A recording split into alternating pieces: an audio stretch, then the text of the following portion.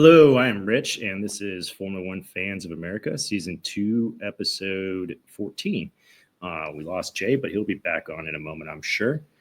It's unfortunate that he's there. He is. All right. Jay's back on, thankfully, because our best and most insane, we were right, we were wrong. I have no fucking idea how you called that. How you called Hulkenberg on the podium. When you said it, I thought you were insane. And I was just like, come on, man. As we heard ad nauseum, it had been 238 races without. And what made you say like this was going to be the weekend, dude? Like, I'm just curious where your brain was. Basically, I got sick of hearing you bitch about Hulk, or not bitch, but talk, I should say. No, realistically, like even in the smallest statistic, he was due. That and K-Mag was in the fucking garage.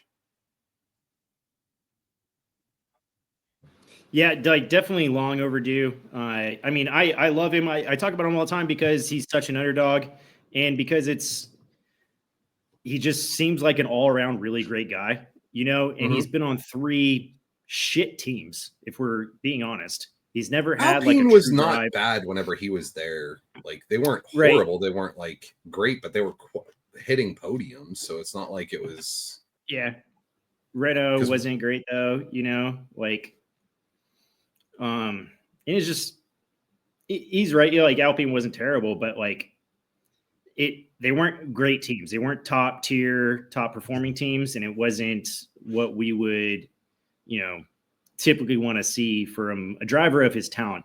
It does also speak to just his fortitude emotionally to just show up week in, week out, knowing that knowing you're gonna suck. Yeah, like a pretty good chance that you're not going to podium, you're not going to win, and to come in and compete at a very high level and perform at the level that he does in terribly performing cars or just underperforming cars compared to his competition. I don't know. It's one of the reasons why I like him so much. He's just the consummate underdog and the guy that never stops showing up, never stops trying his best, doesn't get discouraged and get let down by things, just grinds it out. And, you know, grinding through 238 races with no podium in the sport of Formula One. Like, I don't know how you can't love and cheer for that dude. I just, yeah, it's great to see. Fucking awesome that he finally got it. Our other predictions, not too terrible. I had Lewis because I thought, you know, all 3 of us said Lewis because that was kind of the safest prediction we could have made. It would have been bolder to predict him off the podium than it would have been, you know, on it.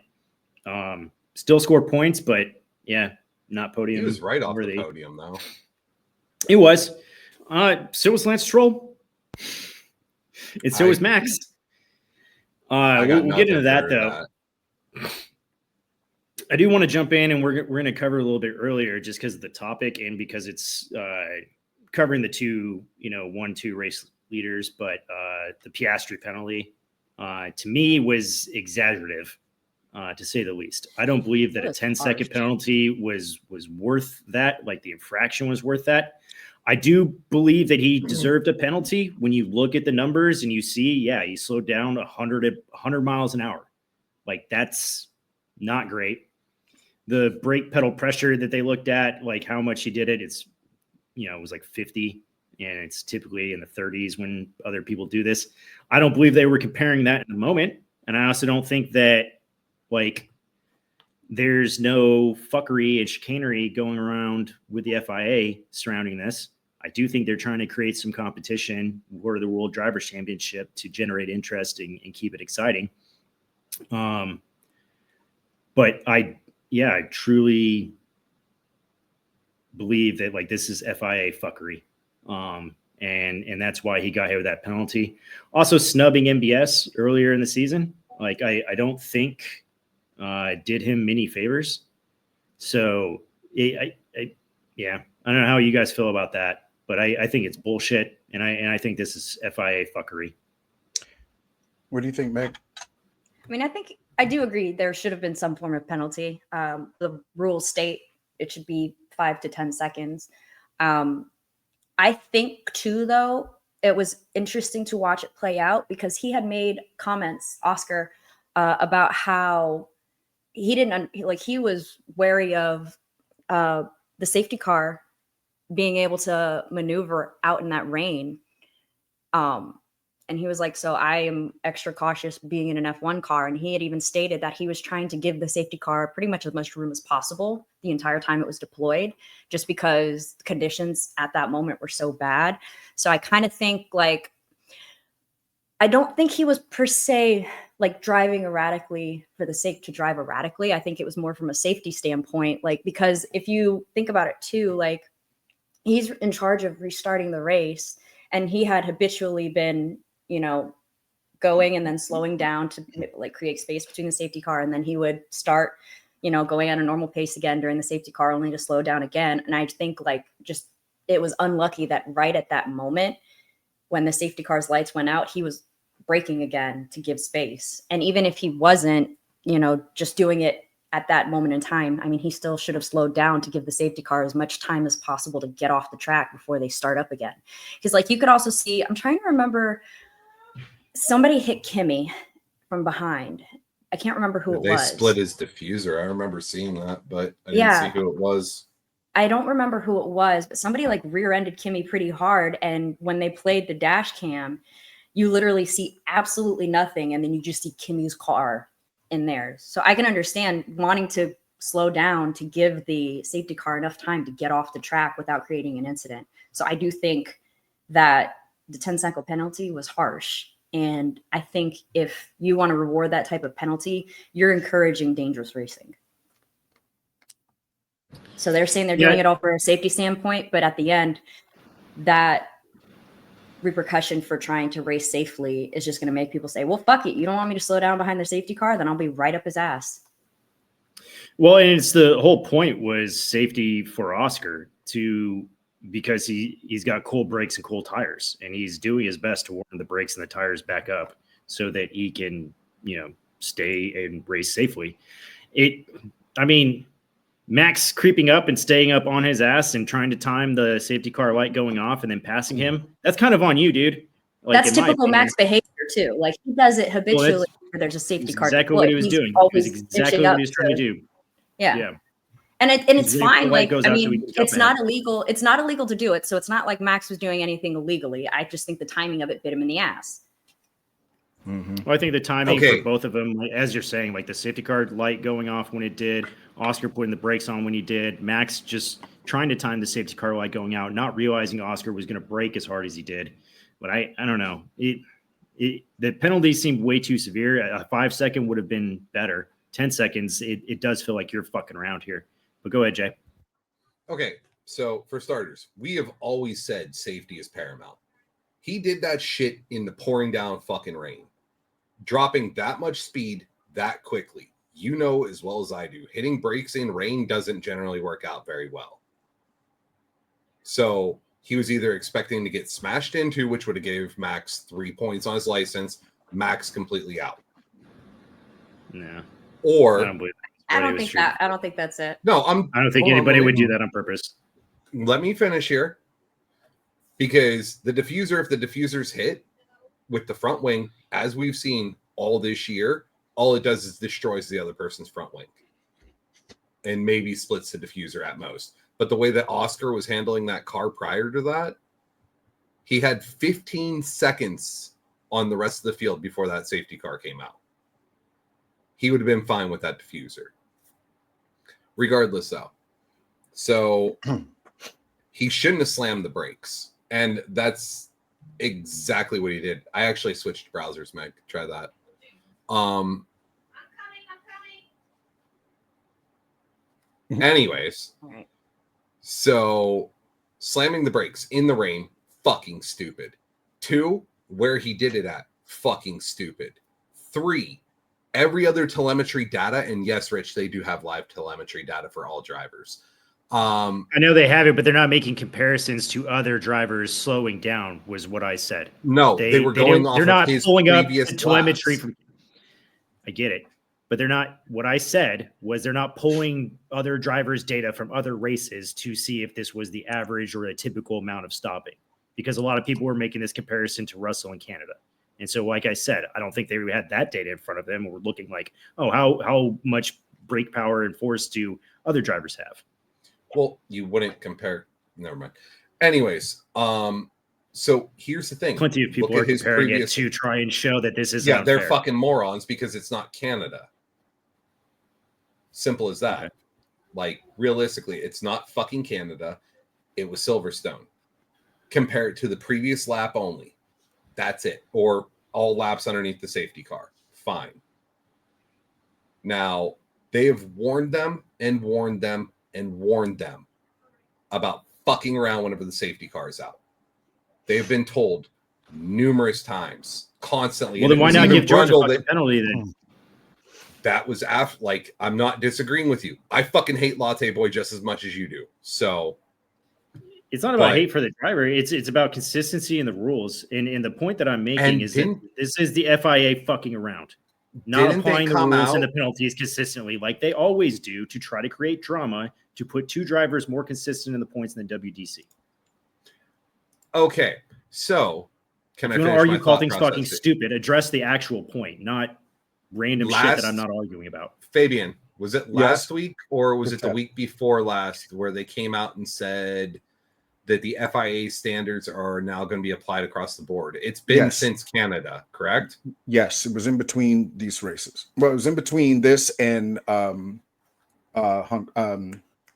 am I saying? Austria. Yeah. Yes. So now they are literally applying the rules unilaterally, like we have been screaming about for 2 years now, Rich. Like, it's not fucking unilaterally when it's 2 races later, dude. And whenever they come out and make the fucking statement, we are now following the fucking book, week before. Period. Oh, great. Oh, great. Now we're going to fucking go by the book. But the rest of the other half of the season, we're not going to fucking follow the rules. We're just going to decide to selectively enforce them now. And haven't they been getting rid of stewards left and right because of not doing shit properly? Granted, this is the first fucking race where they're going to try and apply these rules. Okay. Can't believe somebody made a mistake and got fucked over by it. Well, 50% of fucking braking is not a goddamn mistake whenever you're doing it. It's see in the coming races. Okay. So coming up is, let's see, what's next? Spa. Isn't Spa next? Right? Yeah, Spa. And then after that, what do we have? A break. What do we have after Spa? Hungary. Okay. So over the next 2 races, we may get an opportunity to see how they're going to apply this guidance document about the enforcement of rules. We'll have a much better read on it after this than we will trying to look retrospectively back, because the rule guidance only recently came out. So we'll see. There might be a real argument to have at some point about that. The penalty just seemed to be a bit much. But whenever they're sitting there, literally, Brundle, who honestly fucking worships Oscar and fucking hates Max, is literally saying during the race, they have been told numerous times, fuck around, find out at this point with the safety car. They were done with the bullshit. Oscar's just the first one that got hit with it. And he's not even the only one that got hit with a penalty on that safety car. Yuki also got a 10-second penalty on that safety car. So it didn't cost him a fucking race. Anyways, he was driving like a fucking retard all fucking weekend anyways. Well, here's the thing. That's inconsequential bullshit to me. Like, that means nothing. It cost Oscar wasn't going to score fucking points anyways. It cost Oscar the win. It cost Oscar 7 points, which is more important when you look at it. We're going to talk about it numerically, right? Forget the trophy and the place on the podium. It's the points. So it cost him 7 points is what it cost him. You know, diminishing the gap between he and Norris, which in the aggregate is not a bad thing. It just makes the rivalry that much more alive. So I'm not that. I think the 10-second penalty was ridiculous. I didn't say he shouldn't be penalized. Let me be clear. But wait, I think you're touching on a conspiracy. Right. If you're thinking about it with Jay's ears and eyes, yes, it's definitely a conspiracy. I mean, I can see them trying to drum up more competition for better views. Mm-hmm. That's exactly my point, and I think that that's what's at play here. I do think, like, all of the facts notwithstanding, even if they do warn them, okay, they warned them what, in the last week for between races? 2, like 3 weeks. Because it was, I want to say it was right after Canada they came out because they were pissed off that happened in Canada. Okay. And then you had, I guess, 2 weeks, 3 weeks. Okay. Either way, though, like one race, you guys said it came between Austria and Great Britain, or it came out between Canada it came and out Austria? between, I think it came out in Austria, but I think it was after Canada, which that was a back-to-back anyways. It was the week before. So there was a 2 week. So. Austria was 29th of June. Hang on. Britain was 6th July. It's a week. Okay, but can we talk about how great it was that the British Grand Prix was on 4th of July weekend? Yes. The only thing that would have been better if we had an American driver, or a New Zealand driver winning. Right. I was sitting there wishing that I had an Australian a driver father's wig and like a saber that I could just like wave around at the TV like a madman. But I was told that spending money on a founding father's wig, a freaking giant blue coat, and a sword was just not the best way to spend our finances. Yeah, but you could have used it at a future event. Yeah. But that's my conspiracy, is that this is FIA fuckery. This is also just like a thumb on the back for Oscar, because he did blow MBS off after a race this year, and so like he's obviously not a fan of his, and they're probably not a fan of him doing that. So many other people, I feel like I've seen so many snippets of drivers snubbing him. There's at least 3 that have, because of the bullshit that the FIA does. And I think people are getting sick and fucking tired of it. And it doesn't seem to matter even when it's this blatantly obvious. Like this isn't as blatantly obvious as other incidents have been, but it does say a lot when you have your top tier drivers not wanting to talk to the president of the FIA and being very displeased. And especially Oscar. Calm, cool, collected, mild-mannered one. Like, for him to do something that's like, nah, don't even talk to me, dude. Like, that speaks volumes to me. So I think that there's some bullshit going on here in the background. I think this penalty was harshly enforced. And you're not wrong in a lot of the facts you present. It is dangerous to be in the rain. I don't think that it caused anything, but yeah, it just I don't know. It didn't seem very fucking fair to me at all, and I don't think I'm alone there. I do love Oscar's interviews. His interview after, like that was the right way to do it. He was very conscientious of, didn't want to get in any more trouble. Right. And I think he made that comment like, well, don't want to end my season. I mean, he said it twice. Yeah, like he's like, we have to talk about it. He's like, we really don't. Yeah, I don't really want to. And I think that says a lot too, right? Like when we look at the consistency of Oscar and how he is, and he's one to own his mistakes, not as hard and harshly as Lando does, where he just places the weight of the world and failure of the entire world on his shoulders. Like they have to kind of put him on watch, like like they got to do wellness checks on him. Right. For real, but like Oscar will like own up to and say like, I made a mistake. Drivers make mistakes. Let's carry on. And he's not the type to just kind of push back, blame the car, or blame somebody else. He tends to just rightfully blame himself. What kind of sucks though is like this whole thing also really marred like the podium celebration. Like the podium celebration should have been one that like everybody was so fucking excited for. I mean, it was Hulk's first podium, and it was the most awkward thing I've ever seen. Yeah, Lando should have pulled him up on the top step. Like it should have been a real it would have been amazing. Lando was chewing his head. That little bitch ain't gonna do it though. No. That little bitch ain't gonna do it. For a damn fact, he's a poor sportsman and a little bitch, and he's got a shitty, pissy little attitude, and that's why he wouldn't do something like that. Oscar would have done it. Another senior level driver, Alonso would have done it. Hamilton would have done it. Absolutely. Fucking Hulkenberg would have done it. You know what I mean? Yeah. On his first podium. If you watch somebody get fucked over. Yeah. So like that just speaks to just the character of Oscar, Nico, and some of these other guys and the sportsmanship they have. Not just trashing Norris, but I know this might not be on. Go ahead. I'm sorry, Jay. I was going to say, I will say this right now.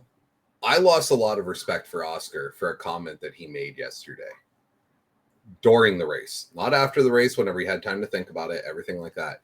But he's like, tell Lando to hit the brakes and let's have this actual race. Fuck that. No, he's benefited from people's penalties before. He has benefited from people spinning out and wrecking of no fault of their own. Fuck that. No, that lost a lot of respect at that point. Are you talking about when he asked to swap positions back? After his penalty? Yeah. He said and acknowledged it. So if you're going to quote him, fucking quote him. And if you're going to paraphrase him, at least paraphrase him correctly. What he said was he knew he wasn't going to get the place back, but he was going to ask anyways. And if you listen to the response from his pit wall, they said, we actually seriously considered and had a conversation about it, and we didn't give it back to him. We weren't going to do that. We weren't going to mess with it. But it was considered. They're like, fuck that. Of course they're going to say that. But it was like, we can't blame him for asking. You know, it was okay. He got fucked. His team thinks he got fucked. They're not going to blame him for asking. There's actually a quote from the team principal, Stella, where he says, like, we encourage our drivers, do not sit with something in the back of your mind while you're behind the wheel. If you think something, come across the radio with it. So when you dig deeper on that, like, I don't think your disrespect for him is valid, like, and should be warranted here, because the team has his back and he was just asking. And if that's team orders and what you're supposed to do, if you have a thought and you don't want him sitting there stewing in the seat and having a mental mistake or potentially risking that, go ahead and say it. They'll say no. Like, what's the worst can happen? They say no? Or Jay talks shit about you afterwards? I talk shit about everybody. It doesn't count. I know. So, I forgot what I was going to say. That was so funny. I just wish I wish I had Oscar's. Hold on. No. I have the exact even when I talk to quote you right here. I have the exact fucking quote right here. I don't think the penalty before was very fair. I think we should swap back and race. Fuck that. No. No other driver has ever fucking said that before. Look, I think McLaren also really. I bet you with enough research, I will prove you wrong. I'm going to make that a we were wrong because for Lando next week. has literally said similar things about, like, well, I think I should be giving it back and race, and they've given it to him. I mean, last year Oscar got fucked over like twice because of this bullshit. The only one I can really think of that was even close to that was, what was it? Hungary? No. Yeah. No, Hungary was whenever Lando was being a little bitch and fucking not talking on the radio whenever they were sitting there. But then the next race, they had him give the spot back so Lando could win. Like, I don't blame him. If they're willing to do it for Lando, why not do it for him? Especially since he is the one in the lead for the. I don't think it was over a fucking penalty though. It was over something though, but it was a pit strategy. It was a pit strategy. They fucked up. They fucked up Oscar's pit strategy and didn't. Wait, was that Silverstone last year? I think it was. No, it was after Silverstone. No, it was after Silverstone. It was. Oh God, give me a second because no, it was a circuit. It was a circuit, not a street race. Because he made him wait until the last lap to give it back. Zandvoort. I think it was Zandvoort because it was in the second half of the season. I do remember that. Regardless, though, like. But the problem is McLaren sets this precedent where they're willing to have a driver pretty much swap spaces if they think the other driver's going to benefit more. So why wouldn't he think that? Like, that penalty, in a lot of people's opinion, was harsh. And you already have one driver that is pretty far ahead in the drivers' championship. They kind of set that precedent where they're going to back one driver over the other, and usually it's the one in the lead. So why wouldn't they have said switch it and go back to racing, especially when the 1 and 2 is between you and your teammate? Yeah, because there's still 6 seconds that person has to slow down to start with. Yeah, there is it. What was the final gap? Like 6.6, I think. Something similar to that, Jay. And you're right. Like, I'm actually on Jay's side with this. I don't think that they should have swapped the drivers back. I get the I think it's too close right now, and they don't want to fuck with it. They realized their mistake last year, and then you hear papaya rules over and over and over and over again, where it's just like race each other cleanly type things now, because they know what they have going on, and they don't want to screw and dick around with it. They don't want these guys coming into contact like they did 2 races ago. They don't want Hamilton versus Rosenberg. That's the biggest thing, and that's what it's going to turn into if they would have swapped back those. Yeah. Why does there? I mean, I'm not saying I disagree with the decision not to swap, but I can understand where he's coming from. Why he would want to ask that? Why he would ask that? I think it's bolstered by, like, not the team principal. What's his name? What is the Stella's position? No, engineer. He's team principal. He's principal. Team principal. Okay, yeah, Zach's CEO and just pretends that he's team principal. Yeah. But like when Stella came out and said that, like, and it kind of backed why he would say that to me, and then it makes more sense to me. I get where you're coming from, Jay, but it's not like a bitch move, especially if you're encouraged to speak up and to say stuff, even if it seems fucking ridiculous, and just like Meg said, we've swapped places before. He's given up a place before, so somebody else could. Yeah, but so is Lando. But so has Lando. But what I'm Oscar saying is, like, there's also a different way. Yeah, there's a different way of how he presented it. It's not like he's just like, well, make him give it back. Like Lando. The attitude is what I caught.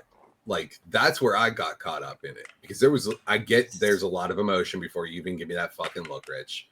I get that there's a lot of emotion, but like, if Oscar's as cool and collected as he is, like, realistically, that much and something that is not going to fucking happen. For a fact it's not going to happen. Correct? I don't know if he did or not. Like, in the moment, and if he's encouraged to speak up, maybe he didn't know. Like, if he wants to say, let's just go racing. I got butt fucked by a penalty. At McLaren. We also don't know the culture and what happens behind the scenes. Like, maybe in his head, that was a very reasonable thing to ask. Where us on the sidelines are like, that's fucking wild. To him, maybe not. Well, that's what I'm saying. When Stella says, if you don't keep something in the back of your mind, come over the radio, even if it's silly, like, at least address it and acknowledge it. The worst we're going to do is say no. And like, he halfway knew that they would say no, but you might as well try. If that's a culture and that's what you're encouraged to do, I don't blame the young man for that. And when you say attitude, man, like, it barely registers. Wayne Gretzky, Michael Scott, barely registers as far as the scale of attitude. Let's go ahead. We've beaten this dead horse. I think we can beat it some more. We could hit it with one more stick. I think we can beat it some more. Oh, we could definitely beat this one all night long. No, what you do in your private 5 out of 6 rookies, DNF. Behrman 11th place, out of the points.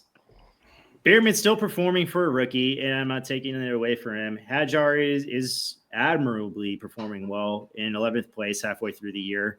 Antonelli's still taking it to the pack, and obviously driving a very good car with Mercedes. And so, you see that. But this was just a fucked weekend for the rookies. And I don't know if there's any arguing with that, but go ahead and try, Jay. I got nothing. Like, nothing at all. The rookies were not prepared for this race. Like, I don't think a lot of people were prepared for that race to be like that. I also was shocked at, like, a lot of the strategies just in general. Yeah. Like swapping for slicks during formation lap, when it was still, like, you saw during the formation lap, they were kicking up a lot of water. Just in that last second. Well, and then who came over the radio? Was it Leclerc? Somebody came over the radio and was like, the third sector is undrivable. That was Leclerc. That was Oscar. Like, yeah, that was Oscar. No, that was Oscar? Oscar. Oh. That was Oscar. Okay. Yep. And I remember that. Okay, a bit of good information on the track throughout the race. It did lead to some fun with, like, the places. Like, the strategy definitely mixed things up a bit. It made it, for me, one of the most exciting races that we've seen this year. It gave Hulk his first podium, and I don't know. Like the rain is a great equalizer, and this is one of the many reasons why, like, our big suggestion for Monaco is add sprinklers. I wouldn't even say just add sprinklers. Take the groundhog. I think we need to take something from like each race that makes it a little chaotic and just throw it in I there. love it. Get the groundhog. We gotta write a concept about this. Yeah, everybody's for fuck's sake. worst. No, we are not advocating for animal cruelty. Okay, I don't need a subpoena from fucking FCC. No, we can make them robotic. I like it. We call it the gauntlet. Yes, we're not adding robotic. We will not hurt animals. We will study the animals so we know how they move on racetracks, and then we'll make them robots, and then we'll launch them. I fucking love it. I love it. I love your creative solution. I just do not see the feasibility of this. I do think we could add water randomly on a lap. I think you could add water. It's literally on the water. So you could pump water down the track and be like, well, now you gotta go put That's inners. Environmental impact. Where are you getting the water from? It's already there. She's got a point. Just drain it back in. But you're gonna take it from the sea that's already going lower. That's an environmental impact. That is selfish, Rich. Covers 80% of the earth or 70% of the earth. I think we're all right. I think it's better than your robotic dangerous that's gonna fucking decapitate somebody. I kind of like the AI. Hit that shit with the front fucking wing and just fucking right in Hamilton's face. Just there goes the world's greatest driver. Too. Do you know how much fun it would be if they breathe fire? Jesus fucking. All right, Red Bull needs to fix their fucking car. I want to go to this because I actually thought about this for a second now. Well, a while. Then we'll segue. We literally cannot do the Monaco fucking underwater race. Like literally, you can't do it easily because then you open yourself up. Flooding in the tunnel. Mm-hmm. You open yourself up to so much. No, Meg, put it away. Put it away. You open yourself up to so much liability. Chaos. You open yourself up to so much liability whenever you're doing something man-made versus nature. And God forbid a piece of carbon fiber slices somebody's throat or something. You can't do it. It's okay, Meg. We still love you. So good. I should have been in charge of the Hunger Games. Possibly. Oh my God. The fuck? I need new friends. I hate saying this, but I think Fabian's the only semi-sane one here. I try to be. When Meg's not here, I kind of get a little bit crazier. You notice that? Mm-hmm. I do. Yeah, and when you're not here, this whole thing just goes off. She's rain. She's the great equalizer. She chills me out. All right, segue into whatever you want to talk about now, Rich. Go ahead. All right, sorry about that. I had to go potty. No, you're good. Segue. Segue.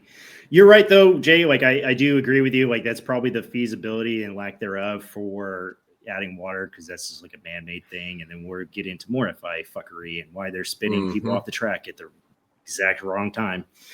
All right, Red Bull needs to fix their fucking car. Oh my God. Yeah. In the words of Christian Horner, yeah, Red Bull needs to fix their fucking car. Yeah. Although Max fucking wrangling that bitch during qualifying. If it would not have rained, holy qualifying, shit. fuck. No, even the race. He spun the fuck out down into 12th and then jumped back up into 5th. Well, you also see him too, drifting all over the track. The fact that he was drifting, accelerating, getting it fucking skidding out, and then having to slightly lift off the throttle to get traction, and then pounding it back down. This that isn't nobody else could do this on the grid right now. That is a testament of how skilled of a driver he is. You can't deny that Max is one of the greatest drivers. I literally just call Lewis the best driver in the world, the greatest driver in the world, but that's accomplishments. If you look at just raw fucking skill, talent, reaction time, goodness, Max. I don't think there has Max been put on the fucking masterclass this weekend. I don't think there's been a driver like Max since arguably young Schumacher and Senna, realistically. But then again, both of them were just fucking bruisers and would knock people out of the way. It wasn't finesse. Max does both very well. Different era for the sport too, without traction control or, breaking into these things, different cars as well, like also manual gearboxes. But you're absolutely right. The ability for just raw driver skill to deal and handle with the elements, it was on display fully this weekend. For him to have spun out and then to still have climbed back into fifth was mind-boggling to me, but it really just demonstrates how talented this man is. He is fucking phenomenal. But at what point and I will say that start calling that a race is unsafe to have? Because they didn't do it in Brazil last year. I know, but it's wild. You want to put all of these like rules on driver safety with harsh penalties, but then like you've got this. They could not see feet in front of them, and you're like, makes okay. And a quarter of the field crashes out. Okay, so remember what happened with Belgium 2021? That is still an ongoing lawsuit. Yeah. They're not going to cancel a race unless if it is like absolutely positively necessary, and they will not do that 50% bullshit ever the fuck again. I'll tell you right now, I don't think they're going to do it until somebody else dies. I don't know. And that is a very sobering, sad thing to say, but we've gone quite a few years without a death in the sport. 2014. People seem to forget, People seem to forget when this happens. We are all like, and Jay, I have corrected myself multiple times in the face of you bringing up safety, and have gone back on my points. Whereas, like, okay, you know what? Right, you're absolutely right, and that was a stupid comment for me to make. I was not being considerate of the safety of the drivers. It's one of these things. With the best they do, they didn't let them have DRS in the beginning of the race. They disabled DRS for a while. And it was just like, I'm with you, Meg. Like, I think it's going to end in a catastrophe. And like, unfortunately, that's what it's going to have to take for us to. Very well ended that way yesterday. So I absolutely agree with you. Here's the thing. Okay. Now, in the past couple of years, we have seen some monster fucking crashes. One of the ones I'm thinking of right off the top of my head is Joe Granu. What was that, last year, a year before at Silverstone, where he literally rolled the car in. I thought it was the year before. No, it was the year before. Okay. Because remember, George Russell got out and was disqualified. Yep. So that, like, realistically, if a car is going to handle that, the way that they have these cars designed now. Because if you remember with Jules Bianchi, he hit the tractor in Suzuka, I think it was. And that's what fucking killed him. That's what they brought the Halo in for. And then several years later, the tractor's there. Pierre Gasly almost hits it. Like, they have made so many improvements to these cars that I'm not entirely sure a crash is what's going to kill somebody anymore. I really think it's just going to end up being some random piece of carbon fiber coming in. Like, I know I made the joke a couple of minutes ago, but it's going to be a piece of another car. But I think it's going to be fire. I think we're going to see an instance. What you say, Meg? You have to think about it too. Like, yes, if the car behaves in the way it is designed to behave, sure. It's easy to say, like, I don't see a death resulting from a crash. But then you look at Grosjean's accident. The car split in half, which that was a faulty part. But again, you have people who are engineers and people make mistakes. Right. But here's the thing is with the titanium tub that they sit in and the Halo, those are very, very carefully regulated by the FIA. Like, that is arguably the most regulated piece on that car. The only reason Grosjean, exactly. That's why I was just going with that. It's the only reason why he wasn't cut in half.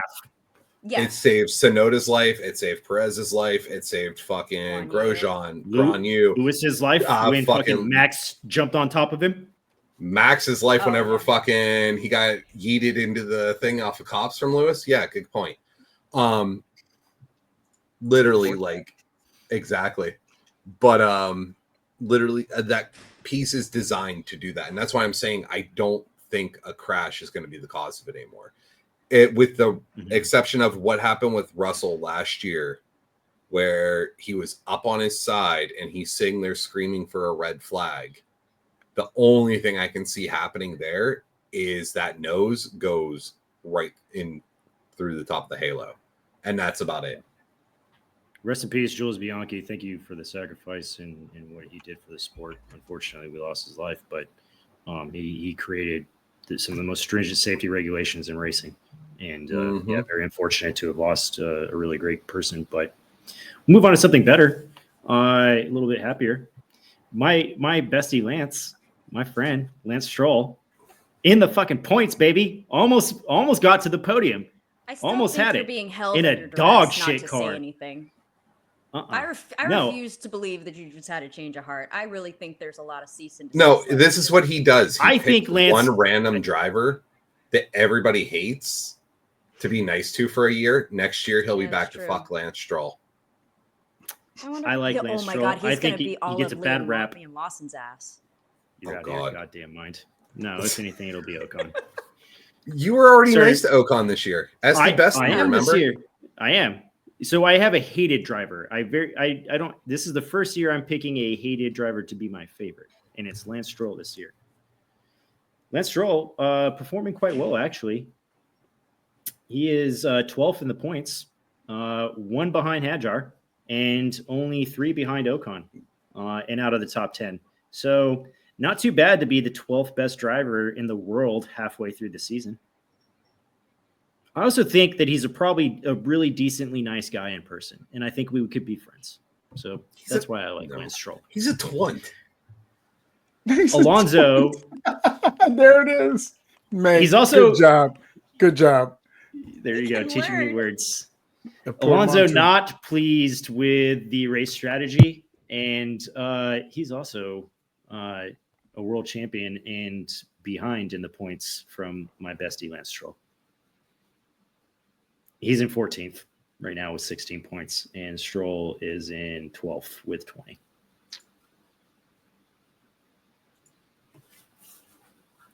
Okay. So good for him. Stroll's doing it, man. I like it. Fabian, let's talk about Ferrari, please. You have spoken up very much the absolute silence so far this episode. Yeah. You hopium sucking motherfuckers. So it's gonna be Lewis's 12th. When we go back to the beginning of the season, and we were speculating about what would this look like, right? We had different opinions and ideas about how it would go.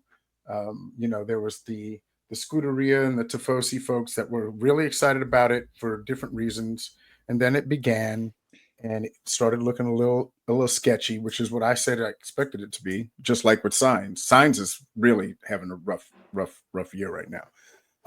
But Lewis has incrementally been gaining on Charles every week over the last 5 weeks, over the last 5 races, which is exactly tracking with what I said would happen in all the pieces that I've written. I mean, this guy is not impatient, right? He's always discouraged when he doesn't perform well, if the car doesn't perform well. He's said both things. He said, I need to be better. The car sucks. The car was good today. I need to be better. He's covered all that, right? But when you look at the last 5 races, Lewis is getting to grips with this entire new steering wheel system, the braking. He's got different brakes. He's got engine braking that he never used at Mercedes. He's got the carbon industry brakes that he's not using. He's using Brembo. That's been an issue. There's a new thing that's popped up that I figured out just in the last 24 to 36 hours reading a variety of different things. Lewis has alluded to it. Charles has been alluding to it, and now we know what it is. But apparently there's an issue with the SF25 that when it's moving, the fuel is shifting around in a way that pulls fuel away from the pump, and it's causing a loss of power. And this would absolutely be attributable to why there's this incremental loss of pace throughout the race, especially in courses that have a lot of chicanes, double and triple S curves, things of that nature. So with all those things being known, and then just looking at the way things are going, you see Lewis getting less down and more kind of even keel about what's happening because he's communicating with these engineers and telling them what needs to be done. Charles is aware, obviously. It's not like Lewis is not sharing this information with him and vice versa. But they've both been very careful because Fred is a good guy. Fred knows what he's doing too. They've got some things they got to deal with from a manufacturer standpoint, which is why they want to move some of their operations over to the UK, into England in particular. But you can just kind of see it starting to come together. And now they're talking openly about these brakes. They've been having issues with these brakes. There's been 3 or 4 races now where either Lewis or Charles has said we're having brake problems. So this carbon industry, this Brembo relationship might be coming to an end. This might be the Renault moment for Red Bull with Ferrari going into next year. And just taking all that into consideration and then just fast forwarding for a moment. You go from these aerodynamic floors to flat floors. You change the entire car.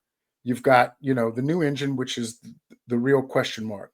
But if they wind up doing something with this brake situation, they resolve this fuel pump issue that they're having. If they get all these things right, they are in second. They're a distant second in the constructors, obviously, to where McLaren is because they jumped out so forcefully ahead. But the truth of the matter is when you just take McLaren out of the picture and you look at everybody else, Ferrari's leading that pack right now. So they're not that far off from getting it right. They just have some fundamental and very important things that they need to figure out. But in the meantime, and I'm ending now, Lewis is just getting better and better with that car. Want to talk about a drive yesterday? Let's talk about Lewis's drive yesterday. Okay, let's talk about the fact that he didn't spin out, right? He had one moment where he ran off track momentarily. He had a couple of little wiggles here and there, but that was a demonstration of smooth operator, 101, right? He managed the car. He managed, his somewhat lack of familiarity with the car. He had never driven that car in that kind of wet before, I don't believe, in this season, right? That's just showing you just how far he's come with it. And to be at the 50% point mark in the season, that tracks with what a world champion does. Other guys win races, Lewis, Max, these other guys, they win championships. And you don't do that by being impatient, right? You do that by being measured and taking it one race at a time, figuring out where the problems are, correcting your problems, and then helping the engineers correct the problems of the car. I think that there's a strong possibility that we're going to see Ferrari continue to strengthen late, just like they did last season. Obviously, it will be too little too late. There's no way they can catch McLaren. It's not going to happen. But just to watch what's happening, whereas Red Bull is kind of going the opposite direction, I think Ferrari's not in a really bad place. No, it's very surprising when you look at where they are in the constructors versus just kind of the perception that we all walk away with. Based off the strategy coming from the pit wall, there's still arguments from both drivers seemingly every race, right? Where there's 100%. Radio calls being made and there's frustration, dissatisfaction, confusion between the two. That will happen between, a new driver to a team, but this is a consistency with Leclerc. So we can't point to that. This is the pit wall of Ferrari. I don't think changing, leadership again is going to, you're right. Fred's great. Like I think they just need consistency with what they're doing. And I do agree with you fully that we're going to see more of it and more benefits coming to them. They're very easily going to finish second in the WDC, or excuse me, in the constructors. With just if they keep on pace. I was, we're doing a halfway through the season. We'll kind of catch up on this, a mid-season review during the break between now and Spa next week. Yeah. So I don't want to intrude on that, but going through and looking at halfway through where they're at, to be second in the constructors is good for Ferrari. And it is a true testament of both Leclerc and Hamilton. Yes, both contributing. And let me say this too, because I didn't mention this, but in terms of the drivers, okay, yesterday showed you who's the better driver. Okay, it's one of those things though. We and you got to know what was I bitching about? I think it was last year when they were talking about Canada and they're like, oh, this is a Lewis Hamilton track. And I'm like, Motherfucker, he's a 7-time world champion. Every fucking track that you can point to is a Lewis Hamilton track. Like, this is the most generic bullshit commentary I've ever heard. Yeah. Like, have some fucking analysis. But this really Silverstone, undeniably Lewis Hamilton track. No question. 10 podiums in 10 fucking years straight. This is the first time in 10 years plus that he has not. And I love how poetically and he's damn near fucking did. That took it out. I think that's so poetic and cool. Like if Hulkenberg never gets another podium, it don't fucking matter because you stopped Lewis's streak at his track. Like that's amazing. So not only did Hulkenberg stop it, he crushed Lewis's dream on that one. Like absolutely. I was shocked. Yeah, like straight up fucking. And here shocked. I am, a Lewis fan, and I'm sitting here beaming about how cool that is. I think that's the coolest thing ever. Like, yes, that's the way to do it, Hulk. You know, go get it, go snatch it.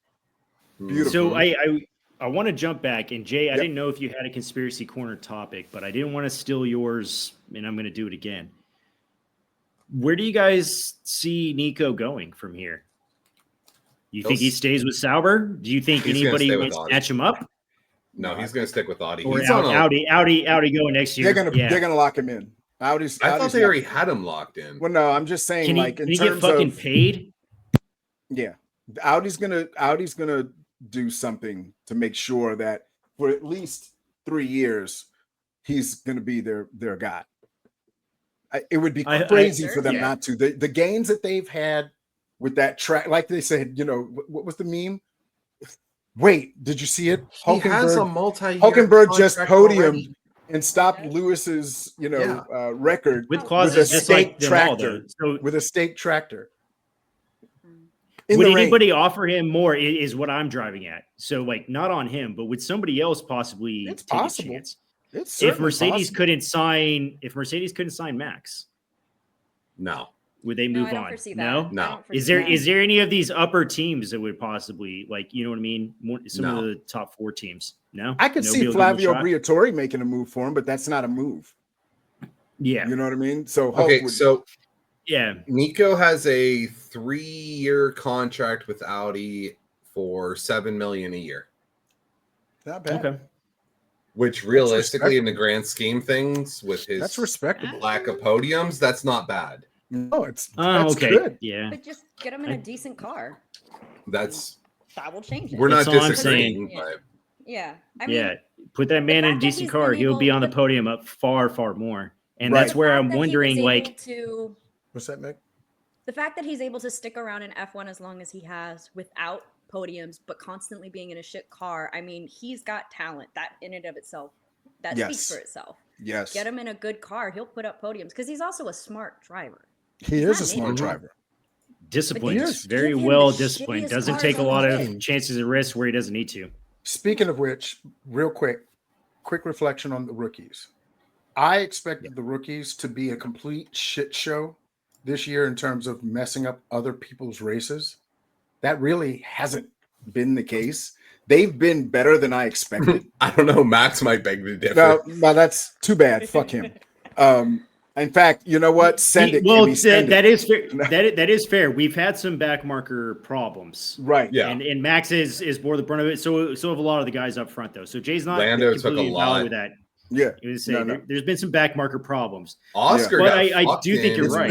It's been pretty good considering the number. I do think you're right. 33% of the grid changed to rookies, and it's not been as bad as I thought it was going to be. So. The crop of rookies isn't too shabby. I'll check your stats, but it's like 20-something%. I don't think it's 33%. How many teams? There's 20 drivers. No, it's 5. Right? 6. It was 6. Technically, It's 6. Technically, there's a total of 7. So you're actually closer. Yeah. Motherfucker. Yeah, I still full season rookie. If we call full season rookies, then we're still right. 6. 2 drivers gone before summer break is what I said. Hey! You did. That is absolutely correct. There's another we were right moment. Thank you. You did. Let's go ahead and talk about Alpine real quick, and then we'll do bold predictions and wrap. We already did talk about Alpine, I thought. No, like not the point of this year of being pointsless halfway through the year. Mm-hmm. Is this tanking like we predicted? No, they're just that fucking bad. This is the shitty engine that they have. Like, dude, there is literally a reason why they are shutting down a works team in favor of who are they going with? Mercedes engines next year, aren't they? Yep. Yes. I won't say a word about Alpine until exactly. I was going to say I won't say a word about Alpine until after next season, because they're running Renault engines, which are shit, have been shit for the past 10 years. And yeah, like, I got nothing. Yeah. Fucking French bullshit. Mm-hmm. Rat bastards. Who can do I need somebody to take the notes. I turned off my internet. You're good. For anything except for this. Let's go ahead and do bold predictions for Spa. Jay and I should be there in person. What the fuck did I say? No, I'm telling Fabian to learn how to spell. I know. Watching him try to type. Oh. God, I hope you're better with your fingers than that. Oh, come visit me, buddy. Anyways, guys, what you do in your own time? Come to Spa. I'm so glad I'm not going to be around for this circle jerk. Brokeback Mountain. I mean, we are in the Ardennes. We'll go to the Spa together. It's be very European. God. Make sure you use your non-dominant hand to make it more All interesting. right, so Jay, what are your predictions? Next race is Spa. Yeah, Spa is insane to begin with, and I'm gonna honestly recommend everybody does 2 sets: 1 rain, 1 no rain, because that makes a big fucking difference. If we do 2 sets, rain, no rain, then it's top 3 only. Yep. We're not doing 10 picks. That's just no rain. Fucking generic. How's it 10 picks? It would still be 5. If you really think about it. Go ahead. No rain. Anyways. Continue. No rain. I'm going to say Max. I fucking hope Lando crashes out and doesn't get hurt. Charles, because that boy need to get some act right going. Okay. And George. Oh, that felt wrong. That felt so wrong. Okay. That felt so wrong. Still Still Max. Still Max in the rain. Oscar will be in there, though. Because that man was a man on a mission yesterday in that rain. Like, yeah. And then I thought he was a dumb idiot who made a stupid fucking mistake and deserved all your ire. He still was a dumb idiot that made a fucking mistake. I would appreciate if you would not squirrel Jay while I'm in the middle of trying to record this. Thank you very much. Shut the fuck up. And Hulk again. Okay, I can understand that. Because so many people are going to crash out at Spa on the rain. All right. Oh, it'll be so much fun. All right. Meg, oh, is that why you were getting snappy, Rich? Did you need a snack? Megs, no rain. What you got? No rain. I'm gonna do Oscar, Max. Okay. And I'll do Charles. Okay. Fuck it. And then rain. Rain. Oscar. Ooh. Damn it. Hulk, because why not? He drove really well in the rain here. And I would love to see him win again. Oscar. And Hulk. Oh my God. Okay. Max. Go ahead. Max. Got it. That's it. All right. And Max. Okay. Gotcha. Okay. All right. Rich. Oh shit. Taking over. No rain. It's Max, Lando, Oscar. Rain, still Max, Lewis, and Kimmy. Okay. I got to think about this very heavily now. This is Spa. Okay. So this one's going to be easy for the no rain. It's definitely going to be Lewis. He was number 2 last year and got number 1 because of the DSQ, and he just drove this car in the rain, and now it's going to possibly be dry. That's a good one. Yeah, Max is definitely going to be there, and Oscar. And then with rain, it's going to be Lando, Max, and Lewis.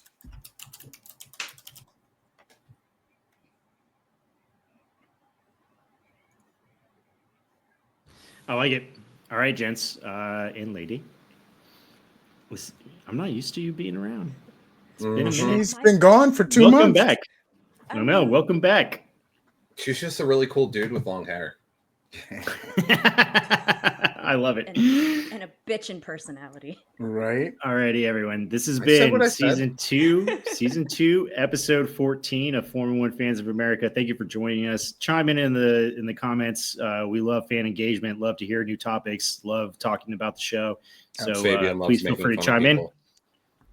And we like to talk shit just as much as the next people, if you couldn't already tell, especially about Formula One to our direct friends. All right. Love you guys. Can't wait for next week. We're going to do a mid-season review. Okay. So we're going to look at the last 12 races. We'll debate quite a bit. I don't think we'll fight. We'll debate quite a bit. We're going to talk about the second half of this season, where we think it's going to go, how the rookies have performed thus far. Not to beat any topics ad nauseum, but I think there's at least 3 that are going to be on the grid for several years to come, and I don't even think I need to mention their names.